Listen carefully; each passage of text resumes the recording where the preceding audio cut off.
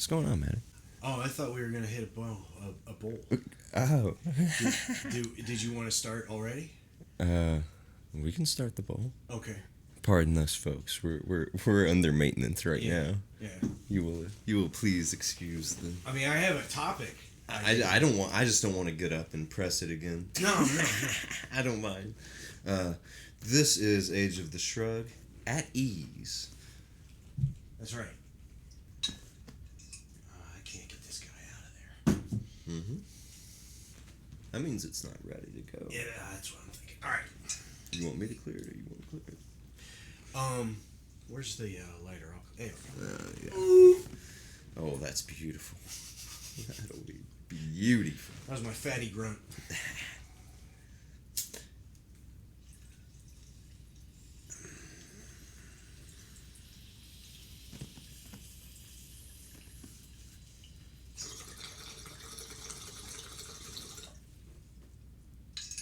I don't know. I tried. Yeah, I blocked you. Huh? I blocked your Foley for a second. I think that's just kind of... I don't know.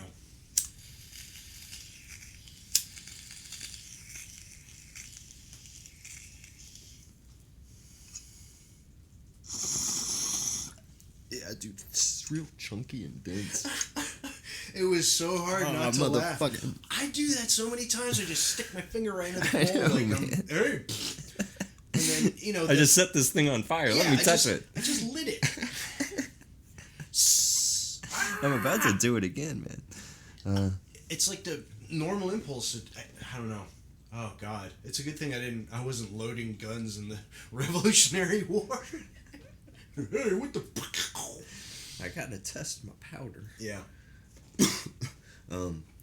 Yeah, so I'm gonna... It sounded like...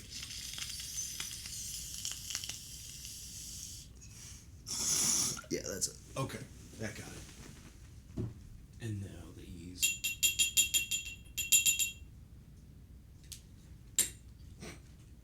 Oh, for... Hmm?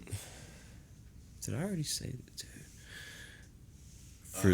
This is an Age of the Shrug product promo. In case you didn't know, you can drop an MXL 990 microphone 3 feet onto a laminate hardwood surface, and it will still work. We saw it. Ask me how we know. We saw it. It just happened earlier. And we're recording with it. Yeah. Right? It's my mic. Yeah. So that's a solid endorsement for that microphone. That's for sure. There you go. Thank you, MXL. All right, here we go.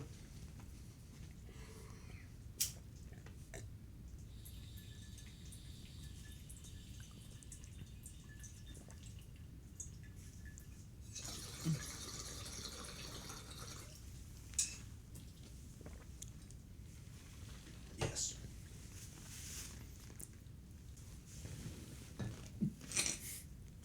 I wouldn't try dropping a bong 3 feet onto a hardwood surface. That I've also witnessed. You remember that? What? You remember? You know which one was that? Neil? Was that? It was wasn't at the one of condo, was one it? of your moves. No, you were moving out of the place with the ceiling that was coming down. And the crazy, Charles Allan, yeah. the crazy method. I know that motherfucking place. Man. Yeah. Charles Allan's place of my nightmares. Yeah, and I thought that place was so cool. All the times I went there. Dude, Ellie and I were talking about that place not too long ago, and it's like everyone who came over and saw our place for a little while thought it was super cool, Yeah. super. Something about It had this really interesting vibe, man. did. Like, you walked in, it was a basement, and you walked into the living room, and it was immediately dark and cool. Yeah. And the kitchen was through this little hallway, and then it had a kitchen that was really big we had the round table in there, if you'll remember. That's right. Because it had a little dining space, and we had it decked out with Yeah. office chairs, rolling chairs. And then it had 2 bedrooms, and we had the 2 bedrooms, just different worlds. Yeah. You know, there's one that she slept in, and then there was the other one that had. Dude, do you remember the Rhodes piano? Yes. And that was the fucking studio. The other one was the studio for a while. Wow. That was the studio back in the day. I mean, dude, that was probably around the time a lot of that shit started, you know? We're talking like 10 years ago. Oh, it's more than that ago. I think it is. I think it's like 12. It's more than I remember. I've been here. Yeah, 7? 7 years. Yeah. 7 years. And so that would have been, we spent at least a year at East Atlanta, and then a year before that, the one down by the condo, the one with the horrible parking. Yeah. That place was awesome aside from the parking. Dude, you could and we did stumble to and from the Flatiron. Oh yeah. On it was either Tuesday or Wednesdays when they had the half price pitchers. And it was just like, go get your drink on. Well, hence my relationship with the Star Bar. I And- literally stumbled home drunk from blind drunk. Not literally blind, as Okay. you were saying. Let me literally drunk. let me give you this. The Flatiron will forever have a place in my heart, for that is where and how I first met Bacchus. Holy shit. Yeah. Wow. Through the bartender. Yeah. Mm-hmm. Yeah. Because, dude, those were some dark days. Bacchus has "fuck you" tattooed on his eyebrows. He's the nicest dude he's you'll awesome. ever meet who has "fuck you" He's awesome. tattooed on Straight his up eyelids, man. has the words "fuck you" tattooed on his face, where his eyebrows were. He fell off a roof. Oh my god.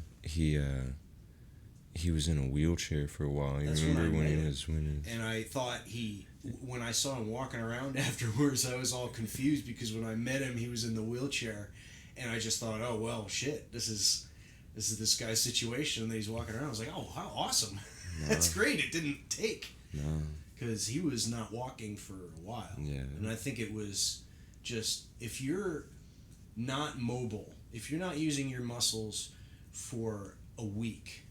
It doesn't matter who you are or how fit you are, you will be like a foal, like a baby at the end of that week because your muscles will atrophy. It takes a week. When you're talking to a guy who abuses his legs for a month out of the year and then lets them atrophy the other 11. Oh, yeah. I sit at a desk drawing cartoons or working at a computer all day, and then I'll get up and walk to a different part of the city to get something. The sound and what I just said were unrelated. I'm not talking about walking across town to. Yes, he is. Actually, in some instances, yeah, I'm walking across town to get blazed. We've all been there, man. Yeah. Dude, the best days of the Blaze walk for me were at State. Because, dude, we would do the Brazen Blaze walk. You know what I mean? When did we go? When was that time we were on the campus? I think that was after I graduated. Well, yeah, it was. But not long after. No, maybe not. I'm trying. What happened? We were just roasting bones. We're just going there to roast bones and look at girls. Yeah, those were days.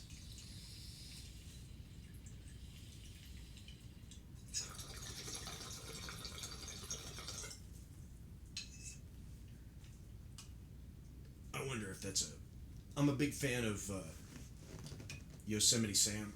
Yosemite Sam is probably my favorite Looney Tunes character, aside from Foghorn Leghorn. Yosemite Sam is just a figure of rage and screaming, and it's the same reason I like Angry Grandpa. It's a constantly enraged, screaming old man with a southern accent, which I think is hilarious. And Yosemite Sam, there were, I don't know how many times there'd be a cartoon where Bugs would stick his finger in Yosemite Sam's gun barrel, and it would make that noise like I just made taking my mouth off the bong. Like when you put your thumb off a bottle, the top of a bottle. It was one of the funniest things, but that's all gone. Any kind of gunplay in cartoons is gone. Gunplay doesn't sound like what you wanted. It to does. be in that sentence. It doesn't. Gunplay sounds like something else. I remember the cartoon with the guy, the bad guy. I think it was Black Jacques Shellac, who just straight up like somebody sticks a gun in his face. I think it was Bugs Bunny, and he just bites the front of the gun off. He eats it, and the gunpowder spills out of the chambers. All right, folks. So you're with Age of the Shrug, and we're going to talk about cartoon characters. Matty's discussing Yosemite Sam. Yeah. I don't know, man. I mean, as you say, Yosemite Sam and Foghorn Leghorn are two of the best. Yes. But I can't advocate the angry character. I mean, it's good when it's played for humor. Oh yeah. But I think anger. This is gonna be hippie Joe, you know. Sure. You gotta let go of your anger, man. It's just not. Anger isn't cool, man.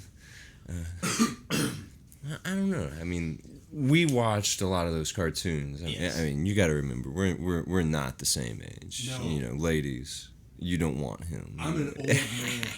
I'm an old man too, but look, but you don't want to know how old I am. People go, ooh. But yeah, I mean, I kind of agree that even in our sanitized youth, because it's both sanitized and crazy, more permissious, right. more permissive. Sorry, that's I guess permissious is neat. That's like permissious, you know? I know that's what. It's kind of cool. There's my nouveau word for the day. So, wow. I appreciate you not saying neologism, which is a word I hate. Could have gone there, but see future Latin episodes for further discussion. I hope my wheezing is showing. Dude, I am but yeah, I think that we saw. I think that we had too many angry role models. Okay. And you know, at the same time, they didn't show us the same kind of shit they allow to be seen on TV now. I mean, that's who I was talking to Gary about this, man. They played Law and Order at 9 a.m. on the TV, you know what I mean? I don't need to see blood at 9 a.m. No. And if you remember, Law and Order used to be a show that didn't show blood.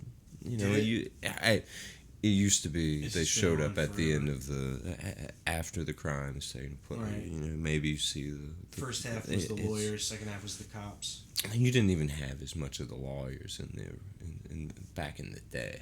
You know, I just remember the chunk noise that slowly drove me absolutely nuts. Which was the sound. The chunk noise that they use for transitions. Chung chung. I see. Every time there's a transition in Law and Order, there's chung chung.